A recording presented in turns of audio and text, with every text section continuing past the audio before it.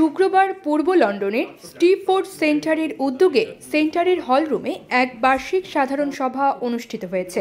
এতে সভাপতিত্ব করেন সেন্টারের প্রধান কর্মকর্তা জয়নুল হক এবং উপস্থাপনা করেন শাহ হাবিবুর রহমান। অনুষ্ঠানে বক্তব্য রাখেন লুকমান আহমেদ, হারুন মিয়া, মতিউজ্জামান, মোকাররম হোসেন, জামিল আহমেদ, আব্দুল হক সহ আরও অনেকে।